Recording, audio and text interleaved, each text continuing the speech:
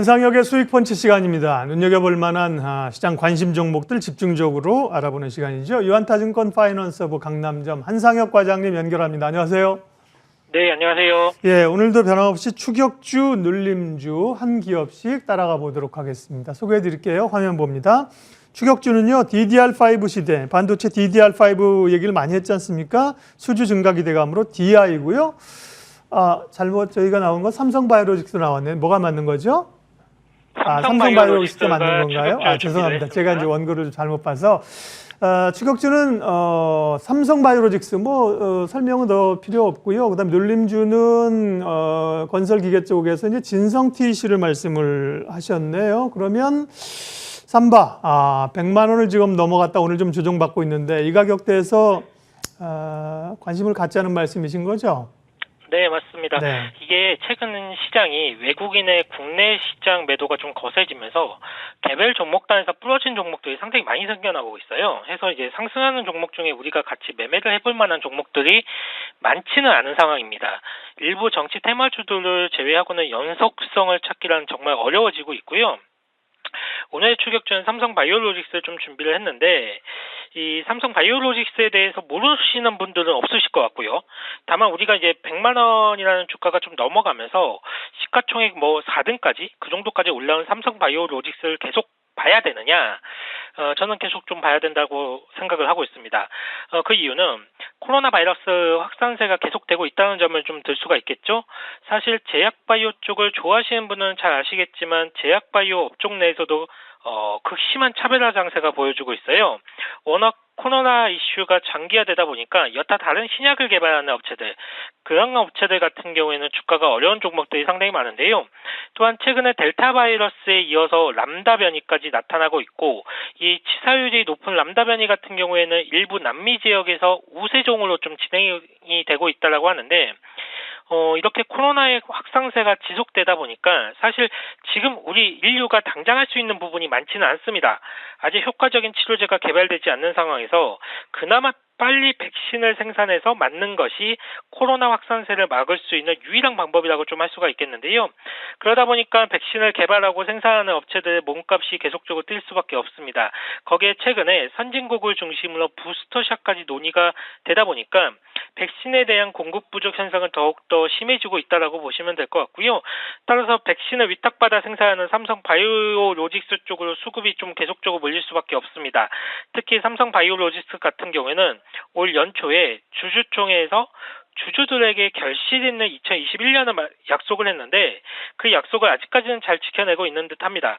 사실 mRNA 백신과 관련해서 국내에서 많은 업체들이 언급이 되고 있지만 실제적으로 성과를 눈으로 보여준 것은 삼성바이오로직스가 유일하다라고 좀 할 수가 있고 그러다 보니까 지난 모더나와의 계약으로 주가의 멀티플이 확 열려져 있는 상황이에요. 앞으로 약 10만 평 규모의 증설도 준비 중으로 있는 것으로 알려져 있는데 부지 면적만 놓고 본다라고 하면 거의 100% 가까운 증설을 검토 중에 있는 거고요. 삼성바이오로직스의 외형 성장이 가속화될 수 있는 모멘텀이 추가적으로 충분히 가능할 전망이기 때문에 오늘 추격주로 주가가 좀 빠지기는 하고 있습니다만은 추격주로 한번 말씀을 드리겠고요. 목표가 130만 원 정도 잡아보도록 하고 있고요. 손절가는 90만 원 좀 제시를 해드리도록 하겠습니다. 네, 삼성바이오로직스 오늘 추격주로 따라잡습니다. 다음은 진성TC인데요, 눌림 종목으로. 미국의 이제 인프라 투자 이런 거에 대한 이제 기대감들이 좀 있는 건데요. 진성TC는 흐름이 어떤지 또 체크 포인트 잡아주십시오. 네, 눌림주로 진성TC를 준비를 했습니다. 네. 우선 최근에 미국 정부가 추진하는 1조 달러 규모의 인프라 예산안 통과가 초입기에 들어갔는데요. 이로써 국내 건설기계 업체들의 북미 시장 공략 확대를 위한 액션이 본격화될 것으로 기대를 하고 있습니다. 이번 조 바이든 정부가 추진하는 1조 달러 규모의 인프라 예산안에는 향후 5년간 도로, 교통, 철도, 수도 등 이 전통 인프라 확충을 위한 투자에 가장 광범위하고도 많은 투자를 하게 되는데요. 이로써 당연히 국내 기업들한테도 이쪽 분야에서 역량을 보일 기회를 찾게 될 것이고 특히 굴삭기 등 건설 장비 업체들은 최대 호황을 누릴 것으로 좀 예상을 하고 있습니다. 그런 관점에서 건설 중장비 업체인 진성TEC의 투자 매력은 돋보일 수가 있는데요. 진성TEC가 생산하는 롤러라든지 아이들러와 같은 부품은 소모성 부품으로서 제품의 사용 연수가 1년에서 한 1년 6개월 정도 됩니다.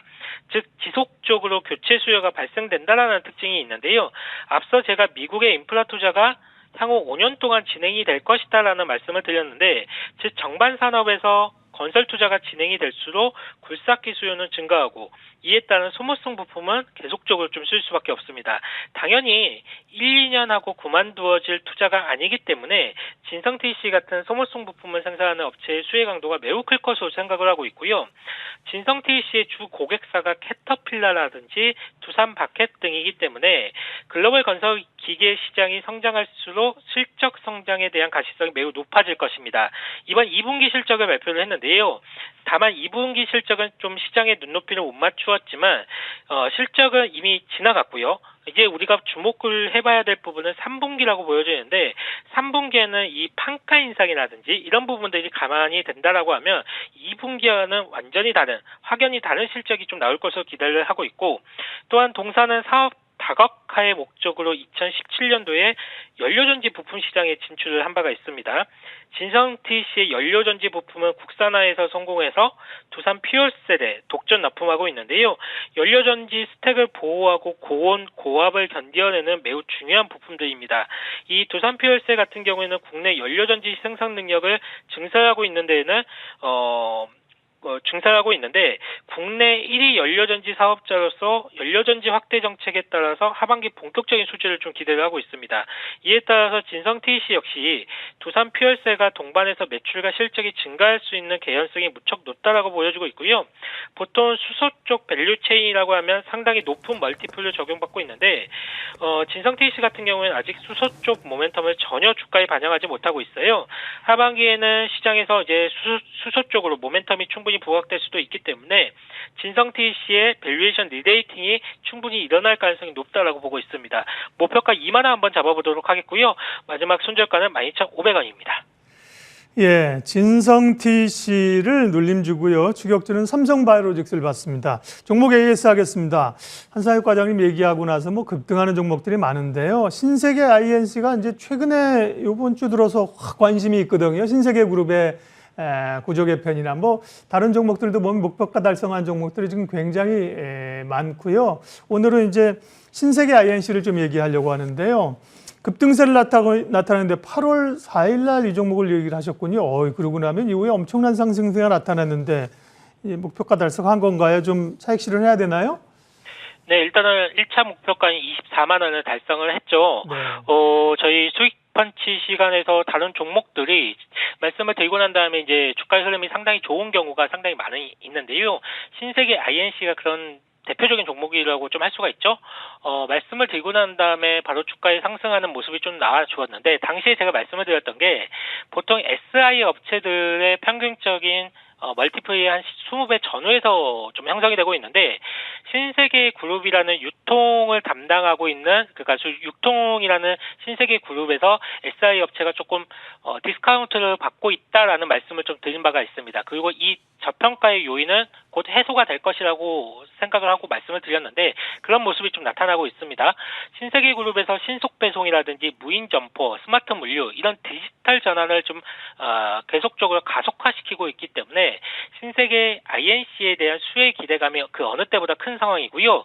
또한 전기차 충전소 사업에 대한 기대감이 무척 크죠. 이번에 신사업으로 전기차 충전소 사업을 추가를 했는데요. 국내에서도 전기차 충전 인프라 확충을 위한 정부 정책이 계속적으로 제시가 되고 있지만, 일단은 뭐 신세계 백화점이라든지 아울렛, 이마트, 스타벅스 등 다양한 오프라인을 거점으로 해서 충전소 사업을 한다라고 하면 상당한 모멘텀을 좀 부여받을 수가 있기 때문에 민간 사업으로의 그런 전기차 충전소의 확장도 모멘텀이 될 수 있을 것으로 보고 있습니다. 기본적으로 다중이용 시설 내에 충전소 설치가 우선적으로 될 것이기 때문에 예. 동사의 직접적인 수혜가 좀 예상이 된다라고 할 수가 있겠고요. 목표가는 이미 24만 원으로 좀 달성을 했고요. 다만 제가 볼 때는 아직도 추가적인 상승이 충분히 가능한 종목이라고 생각하고 있거든요. 목표가를 조금 높게 잡아보도록 하겠습니다. 30만 원까지 목표가를 2차 목표가를 설정을 해보도록 하겠습니다. 한상혁의 수익펀치 유한타증권 한상혁 과장님 함께했습니다. 잘 들었습니다. 감사합니다. 예, 한상혁 과장님 얘기하신 종목이 뭐 단기 테마주 성격으로 팍팍 얘기하는 게 아님에도 불구하고 종목이 보면 목표가를 달성하고요. 잘 가는 종목들이 많습니다. 코스피는 8포인트 상승 3,150이고요. 코스닥이 이제 돌아선 게 상당히 의미 있죠. 물론 이제 오늘 오후장까지 좀 버티거나 치고 올라가야 된다는 단서 조항이 있긴 합니다만 시장 공감 10 여기까지 하겠습니다. 함께 해주셔서 고맙습니다.